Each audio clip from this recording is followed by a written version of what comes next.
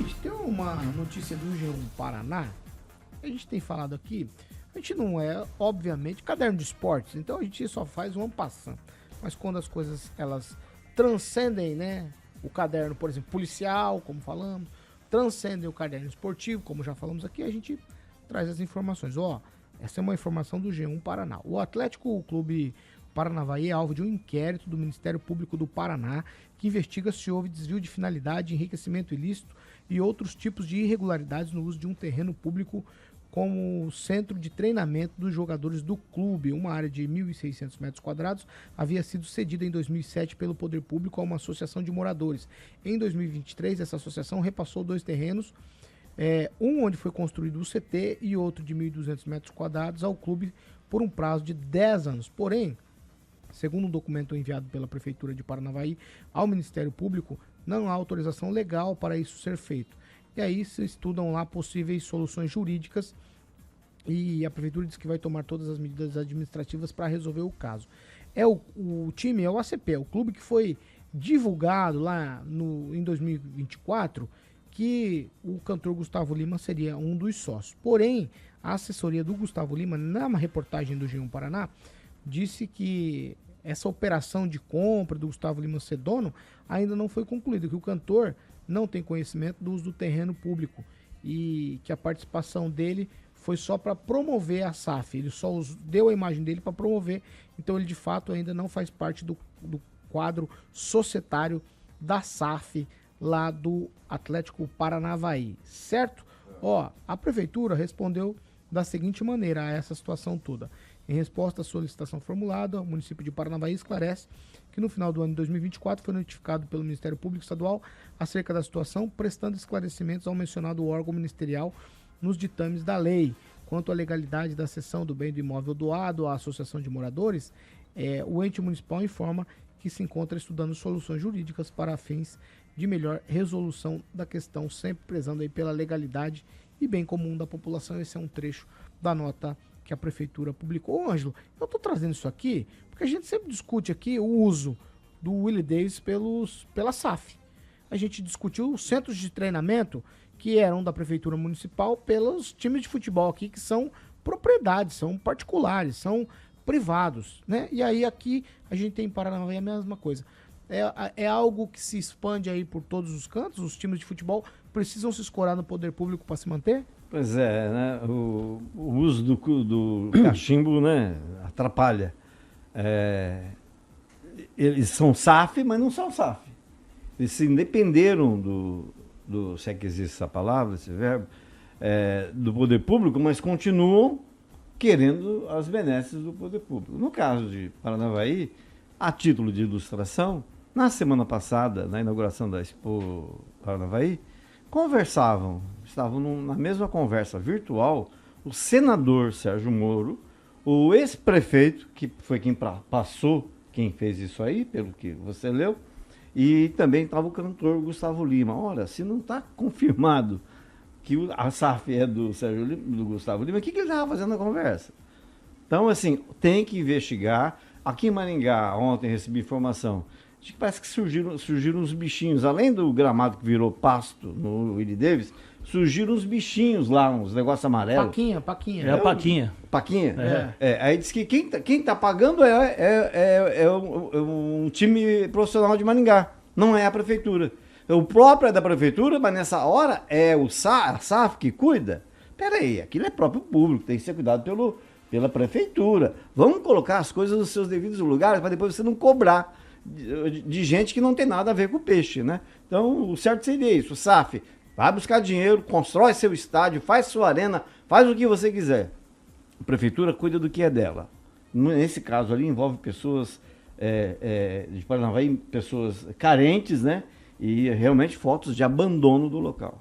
Daniel Matos. Paulo, a questão do estádio Willie Davis, o Maringá paga, né? Assim como qualquer clube ali, quem quiser utilizar o estádio Willie Davis, paga, usa. Só que acredito que tem que se ver os valores, quanto se paga, se vale realmente a pena. Porque para se manter um estádio daquele, para usar como as equipes usam, tem um custo. E o custo não é tão baixo. Agora, a questão da SAF lá de Paranavaí desse problema é que o Maringá tem um CT e o Galo também tem um CT. Vamos falar do Galo, assim, que é um exemplo de né, tem uma concessão lá no bairro Oriental, onde eles pegaram lá um espaço que tinha um campo meio que totalmente abandonado. Hoje quem for lá realmente vai ver que transformou. São 2 campos de futebol, sala de fisioterapia, sala de imprensa, um negócio que mudou aquela região da cidade, naquele espaço em volta, que existia um campo ali que pertencia ao Jardim Oriental. Então, acho que essas situações aí de concessão, né, de exploração, são vários os casos, não só em Paranavaí, mas pegar em outras cidades, de que se faz a concessão, mas que não se cumpre o que se está no contrato, e aí o poder público precisa agir. Então, acho que o Gustavo Lima também falou que ele, né, não tem participação, ele foi até assistir o jogo lá do Vermelhinho, do fim da linha, muita gente no estádio. Se resolva isso para que não se torne, né, um fato comum, nem um má exemplo para outras concessões que são bem sucedidas. Tem as más, mas tem muita concessão que deu resultado e deu muito bom. Edivaldo Magro. Ô Paulo, me chamou muita atenção a nota, né, o final da nota lá do G1, em que não foi consolidada a SAF, né? Pelo que a nota diz, então, quer dizer, disso, não houve a SAF.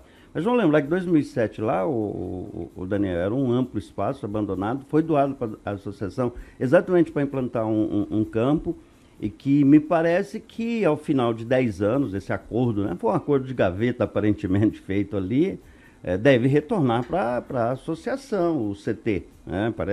Esse é o entendimento inicial ali que eu tive. Mas estão se buscando um acordo jurídico ali, mas de fato aquela região, eu conheço aquela região lá em Paranavaí, tive um tempo lá também, trabalhando há muito tempo atrás, quando se começou a plantar laranja lá. Enfim, são questões que precisam ser resolvidas, né? E com relação ao campo do Maringá e ao Maringá, essa é uma questão que a gente merece até se dedicar um pouquinho mais aqui, porque essa situação é um pouquinho mais complexa do que aparenta ser. Esse uso do estádio pelos times, não sei se pagam de verdade, a gente nunca viu nenhum documento específico de pagamento, a gente não consegue encontrar esse documento de pagamento, vamos deixar claro. É um bem público, deveria ser pago por qualquer, para os times que, né, usarem. E a manutenção do estádio, aí tem outro problema que dá para retomar essa história, e por que está tão contaminado aquele campo ali, tá?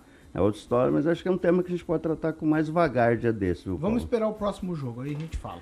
Sim, senhor. Regiane, você tem? Não tenho. Ô, Fernando Tupan, tem um pitaco sobre? Eu tenho, Paulo Caetano. Eu não vejo nada demais do poder público emprestar um estádio de futebol. Imagina, o Rigon falou, construa um estádio. Agora, me diz uma coisa, se o Maringá construir um estádio, o Iridez vai ficar jogado às traças? É isso que não pode acontecer. Tem um espaço, o Maringá cresceu bastante nos últimos anos, é forte candidato ao título, mesmo que perca, Rigon, o Maringá tem muita chance de ser um dos 4 times paranaenses na segunda divisão em 2026.